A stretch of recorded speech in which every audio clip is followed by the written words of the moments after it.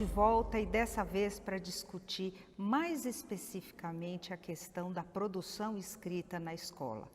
Isso é um desafio e tanto. Vou começar contando uma história para vocês.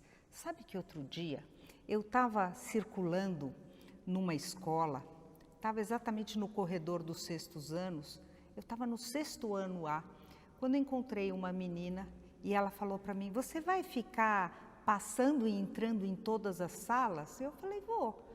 Ela falou: "Você pode entregar essa cartinha para o Ricardinho do sexto C?"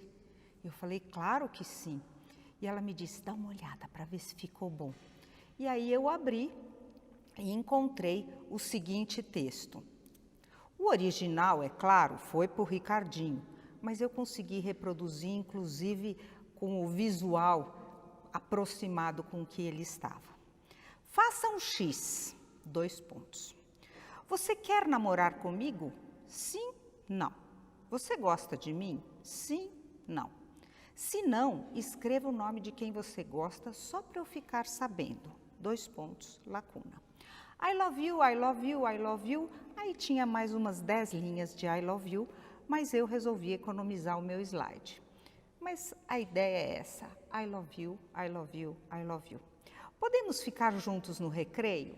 Sim, não. Sem ninguém perceber, é claro. Te espero na cantina. Larissa. No começo, eu confesso que eu pensei que fosse uma produção textual criativa, um jeito original de estabelecer uma relação com o tal do Ricardinho. Mas eu fiquei tão curiosa que eu fui atrás e procurei ver outras produções da menina. E eu fiquei muito surpresa quando eu vi que ela escrevia bem, escrevia corretamente, mas tudo o que ela escrevia era nesse tom.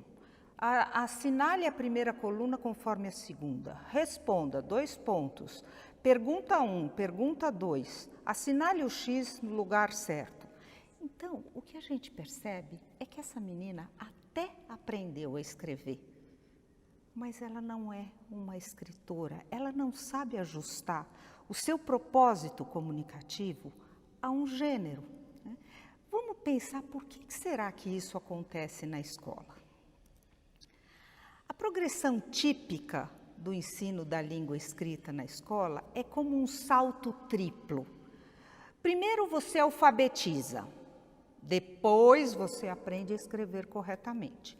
E depois, um dia, lá para frente, você vai produzir textos. O problema desse ensino fragmentado é que justamente a gente separa o momento de aprender e o momento de fazer uso desse conhecimento. E aí, a gente poderia perguntar como essa segmentação se constitui na prática escolar. Como é que a escola dá conta de fazer isso e como isso acontece? Eu trouxe para vocês 2 textos que vocês vão gostar de ver. O primeiro é a escrita típica nos anos iniciais. Essa também eu coletei diretamente com o aluno. Ele devia estar fazendo bagunça, porque a lição que a professora deu foi a seguinte: eu não devo conversar na aula, eu não devo conversar na aula, eu não devo conversar na aula. 10 vezes eu não devo conversar na aula. Depois a professora pediu para separar sílabas. Conversar, conversar, conversar. Professor, professor. Aluno, aluno. Depois a professora abriu uma pequena brecha e ela pediu para escrever frases de livre criação com as palavras conversar, professor e aluno. Aí o menino esbanjou. Ele escreveu as frases fragmentadas do jeito que a professora queria. Mas veja se isso não tem quase um tom de argumentação. As pessoas conversam. O professor não deixa conversar na aula. O aluno não pode conversar na aula. Assinado Cleverson, o São Paulino. O que esse menino está querendo dizer? O mundo está conversando. Eu gostaria de falar do São Paulo, eu gostaria de falar do meu time, mas eu não tenho espaço. E eu fico fazendo essa lição reprodutivista. Porque a escrita pode ser inclusive castigo. Escrever 10 vezes, eu não devo conversar na sala de aula. Será que é assim que a gente desperta o encanto e a vontade de produzir textos? Bom, mas o tempo passa, né? E quando a gente chega lá no vestibular, né, o que a gente tem como recurso? Eu peguei essas instruções de um site voltado para o vestibular, né, e que dá as orientações básicas para a escrita no vestibular. Escreva a caneta no mínimo 8 linhas. Não copie trechos dos textos motivadores. Não escreva trechos desconectados do assunto. Caso esqueça o título, relaxe. A falta dele não zera a redação. Mantenha uma linha de pensamento e não mude o foco. Ou seja, que escrita é essa? É uma escrita formatada. É uma escrita que começa com a reprodução e termina com uma formatação absurda. Vou contar para vocês que outro dia eu até vi um professor de português falando o seguinte: se na hora do vestibular você tiver uma ideia brilhante, maravilhosa, sensacional, não faça porque está errado. Siga à risca as diretrizes e aí o que a gente tem é uma escrita cheia de clichês, formatada, quase que pré-determinada, vamos dizer assim, sem criatividade alguma. Ou seja, os alunos até aprendem a escrever. Mas em que gênero? De que forma? Com que condição de autoria? Então, aí, como sempre, eu trago 2 questões para problematizar o assunto. Saber escrever garante a possibilidade do autorar. Autorar é um termo usado pelo Bakhtin e que é muito interessante porque remete a essa condição de autoria. A segunda pergunta: como formar o sujeito autor? Esse é um grande desafio. Vou dizer para vocês que, a princípio, a gente tem que investir em algumas competências. E competências que têm uma razão de ser. Vamos lá. Em primeiro lugar, a competência enciclopédica, que é o conhecimento de mundo. Quem não conhece o mundo, quem não sabe das coisas, quem não transita nos vários assuntos, não tem o que dizer.